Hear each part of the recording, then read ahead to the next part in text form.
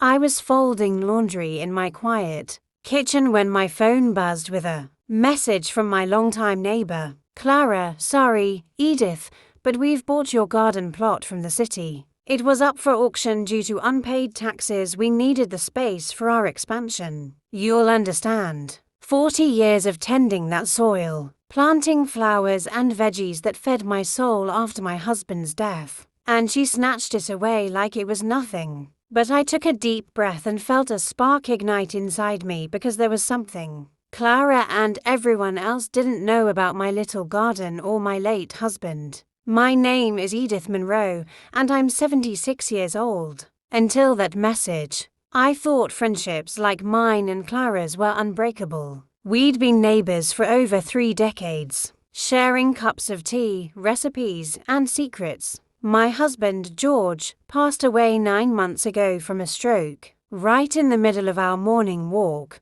We'd been together for 55 years, building a simple life in this small town. George was a botanist by trade, always tinkering in our backyard garden, experimenting with plants and soils. After he died, Clara was there for me, bringing casseroles, helping with paperwork, even suggesting I see a counselor for my grief. Edith, you're not alone, she'd say with that warm smile I trusted. But now I saw it was all a facade. Our garden plot wasn't just any patch of dirt. It was an extension of our home, a community allotment George had secured from the city back in the 80s. We grew heirloom tomatoes, rare herbs, and flowers that won prizes at local fairs. Summers were magical. Kids from the neighborhood would come to pick berries. Families picnicked under the shade trees George planted. Clara's family joined too. Her grandkids learned to garden from me. I never imagined she'd eye it greedily. Her husband ran a landscaping business, and lately, they'd been expanding, buying up lots for big projects. Taxes unpaid. The message stung. I handled my bills meticulously. But after George's death, Clara had offered to help with the paperwork. Had she tampered with it? When the message came, I was stunned. The garden was my sanctuary, where I'd talk to George in my mind, feeling his presence in every bloom. Clara thought she'd left me with nothing but memories. But as I sat there staring at the screen, a forgotten conversation with George resurfaced. 2 weeks before his stroke, he'd handed me a weathered leather journal. "Keep this safe, Edie," he'd said softly. "If anything happens, read it when you're ready. It's our little secret." I'd stashed it in the attic, overwhelmed by loss, and forgotten it amid the funeral chaos. The town librarian, Mrs. Hayes, called that afternoon about a book I'd reserved. It was about grief, healing through nature. "Edith, you sound off. Everything okay?" I murmured I was fine, but my thoughts raced. On the walk home from the library, I watched people tending their yards, chatting over fences. Our town was close-knit, or so I believed. Clara's house loomed next door, her new SUV in the drive, a sign of their success. I felt a quiet resolve build. I had a secret waiting in that journal. Back home, I climbed the attic stairs, dust motes dancing in the sunlight. The journal was there, tucked in a box of George's old tools. My fingers trembled as I opened it. Inside were pages of his neat handwriting notes on plants, sketches of hybrids he'd created. And then, toward the end, something astonishing. "Edie, my love," the entry began. "I've kept this from you to avoid burdening you. But our garden holds more than beauty. Over the years, I developed rare plant varieties, disease-resistant roses,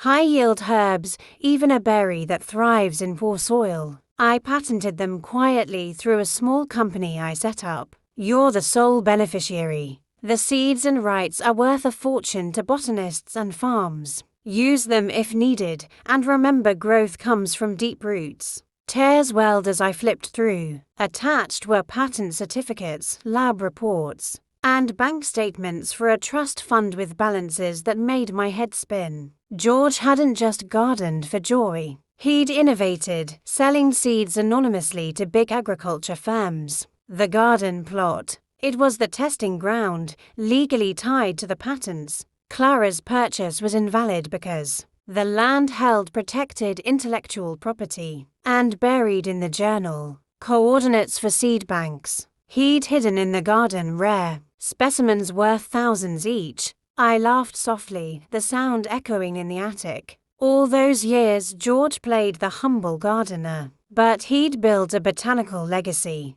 He'd hidden it to protect us from envy. Noting people change when they smell opportunity. Edie, let them show their true colors first. Clara had revealed hers. That evening, I couldn't rest. I paced the house, replaying our friendship. Clara borrowing tools, sharing gossip, but always eyeing my garden with comments like, "You could sell this plot." "Edith, at your age, it's too much work." Her husband, Tom, had surveyed it once, just helping. Now it clicked they'd schemed. Perhaps delaying my tax payments to force the auction. What hurt deepest wasn't the land, it was the betrayal. I treated her like family, and she'd seen me as an easy mark. Next morning, my phone rang. Clara, her voice chipper. "Edith, dear, how are you?" "About the garden, Tom's already planning the expansion. We'll plant a little memorial flower bed for George." "Fair, right."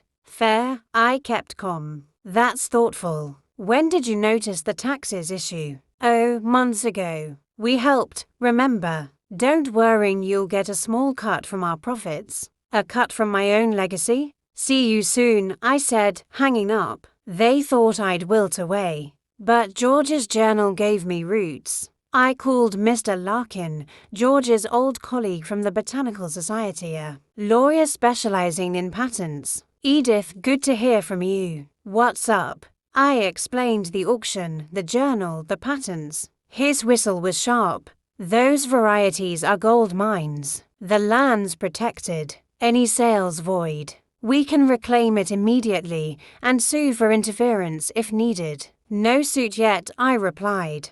"I want to teach a lesson. Quietly take control, then reveal." He agreed. Over weeks, I lived dual lives. Mornings, I was the heartbroken widow, chatting with townsfolk who pitied my loss. "Poor Edith, that garden was her everything," they'd say. Afternoons, I met Mr. Larkin, filing claims, activating the trust. First, the auction nullified the city admitted a clerical error. Clara's tampering exposed via records. The plot returned to me, but I kept it secret.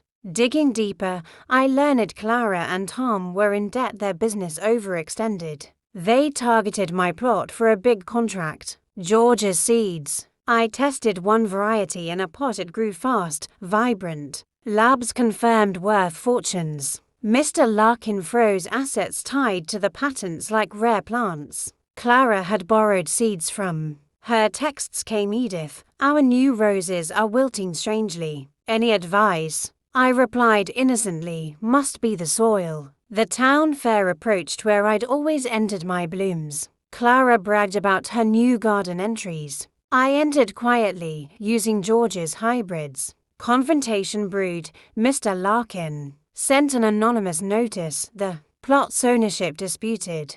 Development halted. Panic hit. Clara knocked one evening, flustered. "Edith, the city's frozen our plans. Something about patents. You know anything?" I invited her in, spreading the journal. "Sit, Clara, there's something you don't know." Revealing George's legacy, her face drained. "He invented all that." "Yes, and you tried stealing it." "The land's mine." "Your auction invalid." Tom arrived, blustering. "We helped you." "Helped yourselves," I countered.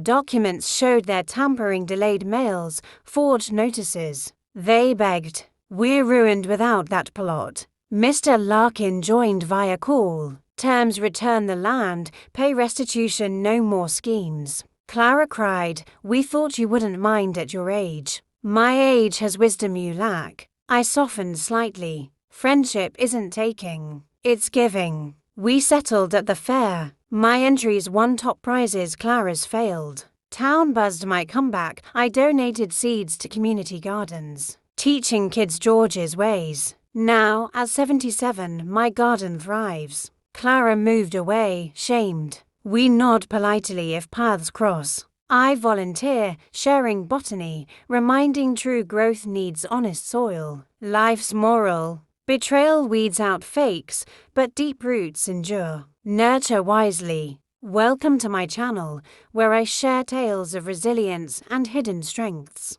If this touched you, subscribe, like, and bell on more inspiring stories await to bloom in your feed. See you next time.